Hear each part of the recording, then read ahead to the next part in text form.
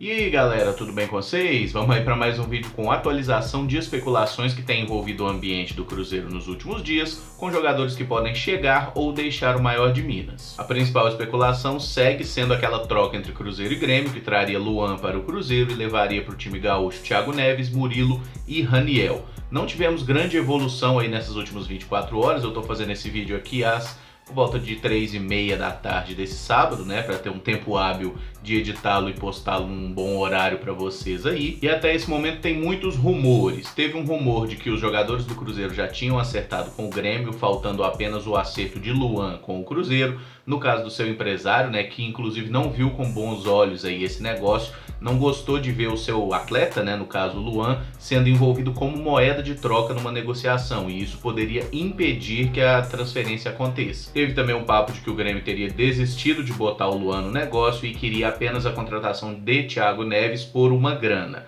Essa grana, né, o valor citado seria 8 milhões de reais, que dá aproximadamente 2 milhões de dólares, lembrando que a multa do Thiago Neves é 10 milhões de dólares. Eu nem acho que o Cruzeiro deve ser intransigente nesse caso e falar só libero pelo valor da multa. Não precisa ser esse o caso. Mas nessa situação específica, até lembrando que o Grêmio é um adversário direto do Cruzeiro por todos os principais títulos que a gente disputa na próxima temporada, eu acho que o Cruzeiro tem que exigir no mínimo metade do valor da multa. 5 milhões de dólares seria um valor aceitável para abrir mão do Thiago Neves, considerando o fato que ele está no último ano de contrato e é um jogador com idade avançada. Ah, mas e se o Grêmio não quiser pagar isso? O Thiago Neves continua no Cruzeiro. Simples assim, não tem conversa. Quem tem a mercadoria, né, no caso a mercadoria é o atleta, que define os rumos da história. O Cruzeiro não é obrigado a liberar o Thiago Neves por um valor inferior à sua multa rescisória. A partir daí, tudo pode ser negociado. E vale ressaltar que o Cruzeiro já precisa de um meia. Então, se o Thiago Neves sai, a gente vai precisar de dois, né? Porque hoje a gente precisa de um cara para rivalizar, para disputar justamente essa posição com o Thiago. Se ele sai, nós vamos precisar de dois. Se o Luan vem, precisa só de mais um. E teve também uma história envolvendo o Tony Anderson, né, que é um jogador emprestado pelo Cruzeiro ao Grêmio, e o Grêmio tem aí uma cláusula no contrato de empréstimo para comprar o jogador, inclusive já sinalizou que vai comprar, porque o valor é muito baixo, é algo de 500 mil reais. Teve também uma conversa do Cruzeiro tentando fazer com que o Grêmio não pague essa cláusula e o Tony Anderson retorne à Toca da Raposa. Eu gostaria muito que o Tony voltasse, eu acho que é um bom meio atacante, seria o nome ideal, inclusive para ser esse reserva do Thiago Neves, se ele realmente ficar. Tony Anderson joga ali como esse meia centralizado e seria muito bom se ele voltasse. É um aspecto que pode ser negociado, por exemplo, o Grêmio faz tanta questão do Thiago Neves, o Cruzeiro abaixa um pouquinho a pedida, eles chegam a um valor comum, com certeza acima desses 8 milhões de reais, que seria ridículo, mas negocia também o retorno do Tony Anderson ao Cruzeiro. Isso pode também ser negociado. Vi uma galera comentando aí que a troca seria muito ruim para o Cruzeiro, 3 jogadores por um não existe, mas além da questão de percentuais que a gente tem que lembrar, porque, por exemplo, se o Cruzeiro negocia Murilo e Raniel, mas continua com 50% dos direitos dele, que foi uma informação citada aí ontem, seria muito bom para o Cruzeiro, porque se o cara se destaca no Grêmio e posteriormente é vendido, o Cruzeiro receberia um valor até maior do que o próprio Grêmio na negociação. E da mesma forma, pelo que citaram, se o Luan viesse, né, o Grêmio também manteria um percentual dos direitos dele. Então a gente tem que ter muita calma, aguardar, e se a transferência acontecer de fato, a gente entender de fato todos os detalhes dela, o que aconteceu, quem fica com quais percentuais, e nesse aspecto eu espero que as diretorias sejam transparentes para trazer essa informação de maneira simples e clara. E um dos pontos que eu entendo o Cruzeiro ter liberado, né, 3 jogadores para essa negociação, se ela realmente acontecer, é claro, é o fato de que o Cruzeiro já tem as reposições prontas dentro do seu elenco. Porque se a gente observa na questão de zagueiro, o Cruzeiro tem 3 zagueiros garantidos para o ano que vem, Dedé, Léo e Kaká, né? O Manuel tem possibilidade de ser negociado, mesma situação acontecendo com o Murilo. Mas a gente tem os retornos aí do Fabrício Bruno, que provavelmente vai ser incorporado ao elenco principal e precisa ser, porque é muito bom zagueiro. Tem o Arthur, que está voltando do empréstimo para Portugal. Tem o Gustavo Ricci, que estoura a idade da base e pode também jogar no time de cima, é um jogador que tem qualidade para isso. Ainda tem o Digão, que pode também voltar de empréstimo, mas esse pode até ser negociado, pode continuar no Fluminense. Enfim, o Cruzeiro tem muitos zagueiros, não precisaria recorrer ao mercado para trazer outro. E com relação ao ataque, a gente tem Fred e Sassá, que certamente parece que vão ficar mesmo, não tem mais nem especulação de saída desses 2 atletas. O Barcos é um jogador que pode deixar o clube e o Raniel seria envolvido nessa possível negociação com o Grêmio. Tendo Fred e Sassá, nós já temos o centroavante titular e o reserva.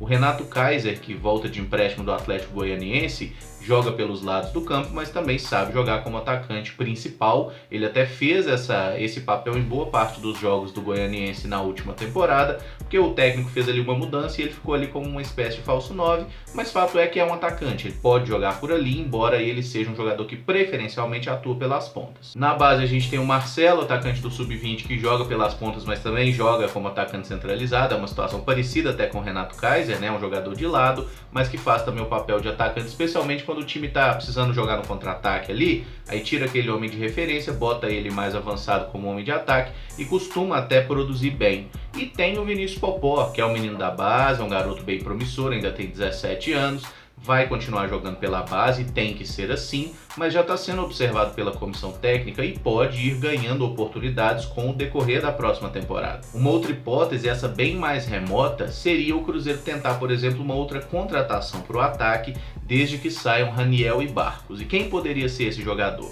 Vários de vocês comentaram, inclusive, se o Marcelo Moreno seria ou não uma boa contratação. Eu gosto muito do Marcelo Moreno, acho que é um jogador que tem uma história com a camisa do Cruzeiro e ele nunca jogou tão bem em nenhum outro clube como ele joga pelo Cruzeiro. Então, se fosse possível trazê-lo, né, ele que está agora em fim de contrato com a China, está sem clube, então o jogador está no mercado. Se o Cruzeiro chegasse a um acordo com ele e tivesse para disputar a posição no ataque, Fred, Moreno e Sassá, seria uma disputa de altíssimo nível com 3 jogadores que têm características diferentes. O Fred é mais pivô, o Sassá é de arranque e o Moreno de jogo aéreo. Você tem 3 bons centroavantes disputando uma posição. Seria certamente o time melhor servido de centroavante no futebol brasileiro. Mas o empecilho da situação é que, além do Marcelo Moreno ter propostas sondagens de vários outros clubes, é um jogador muito caro. Lá na China ele estava ganhando para mais de R$1 milhão aí nos últimos anos e eu não sei até que ponto ele se sujeitaria a baixar essa pedida.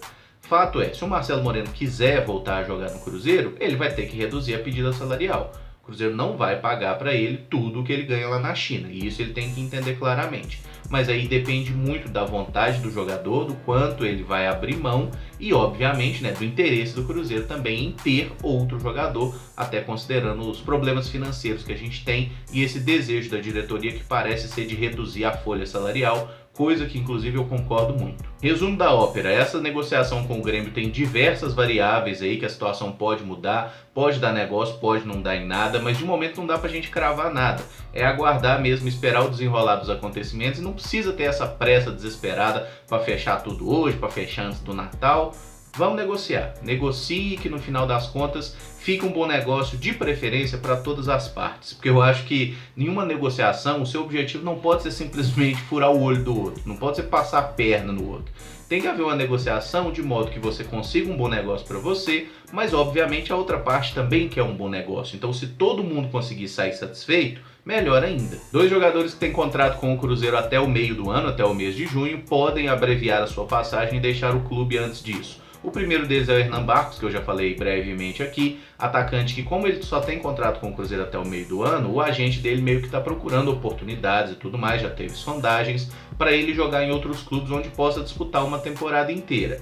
Fato é, eu não faria assim, jogo duro para liberar o Hernan Barcos, justamente pelo salário dele. $100 mil dá uns 400 mil por mês, é um salário bom para um cara que provavelmente vai ser, na melhor das hipóteses, a terceira opção para o ataque, e até por isso eu pensaria sim em liberar o jogador se realmente houver uma proposta, até para não precisar continuar pagando o salário dele. Já no caso do Lucas Silva, que é atleta do Real Madrid, está emprestado ao Cruzeiro, esse jogador eu tentaria segurar. E aí tem alguns aspectos importantes para a gente observar. Um deles é o fato que o contrato com o Lucas Silva com o Real Madrid vai até o meio de 2020. Ou seja, o Lucas Silva hoje ele tem contrato com o Cruzeiro até junho de 2019, ele vai ter somente mais um ano de contrato com o Real Madrid. Até pensando nisso, o Cruzeiro poderia negociar com o clube espanhol para tentar trazer esse jogador em definitivo, para ele ser de fato jogador do Cruzeiro.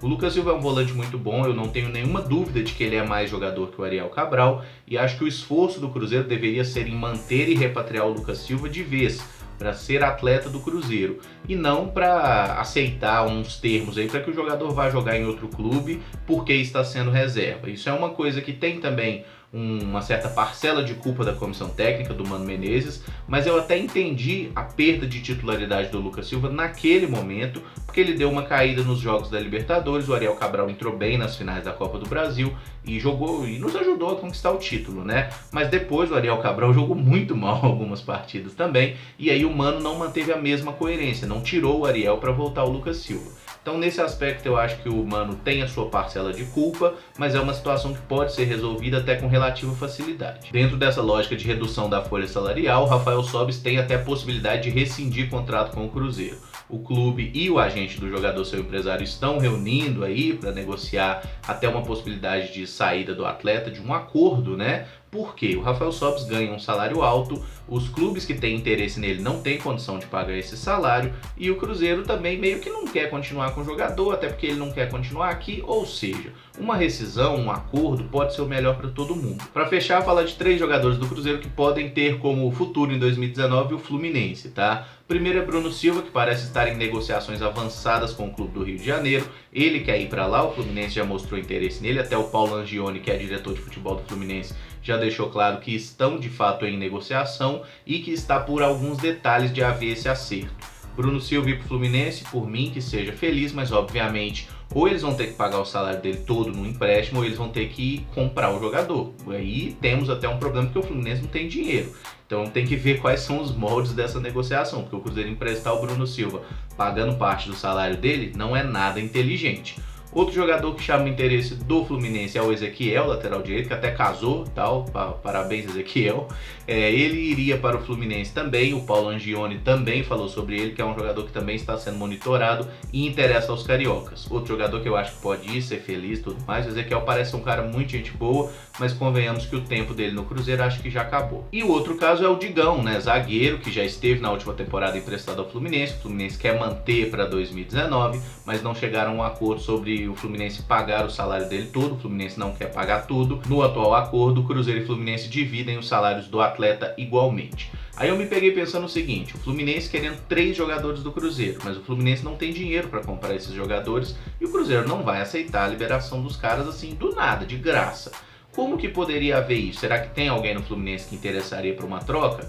O lateral direito Gilberto não é jogador do Fluminense, ele é da Fiorentina, né? Então não dá para envolver ele na negociação. O Ayrton Lucas, lateral esquerdo, foi vendido recentemente para a Rússia. O Sornosa e o Richard foram negociados já com o Corinthians. O Pedro, não há possibilidade nenhuma do Fluminense botar ele nessa negociação, porque é um jogador que já teve até sondagens de mais de 20 milhões de euros para ir para a Europa antes dessa recente lesão que ele sofreu. Então certamente o Fluminense não vai querer botar o Pedro. E aí os únicos nomes que eu achei que poderiam interessar de alguma forma seriam o zagueiro Ibanhas, mas eu não acho que o Cruzeiro tenha interesse em buscar zagueiro, ou os meia atacantes, jogadores de velocidade pelos lados, que seriam o Everaldo ou o Matheus Alessandro, mas eu também tenho dúvidas se esses caras nos ajudariam. Eu acho que pelos jogadores que o Cruzeiro tem na base e tudo mais, são melhores do que esses garotos, tá? Matheus Alessandro é um garoto que tem extrema dificuldade de fazer gol, ele não faz gol, e o Everaldo teve um bom início no Fluminense, mas depois voltou ao normal, não conseguia produzir mais. Então, assim, eu fiquei em dúvida sobre que tipo de negociação que poderia haver entre Cruzeiro e Fluminense. Se vocês tiverem alguma ideia, inclusive, deixem aí nos comentários. Esse vídeo fica por aqui, tentei fazer um panorama aí dessas especulações de momento, nada muito concreto, mas fato é que tem muitas negociações acontecendo. Se gostou do vídeo, deixa o like, se inscreve no canal caso ainda não seja inscrito e, claro, usa os comentários para deixar as suas opiniões sobre qualquer um dos temas aqui abordados. Se a gente não tiver nenhuma novidade a respeito de negociação de fato, nada concreto nesse domingo, vai entrar no ar um vídeo de 6 a 1 Responde.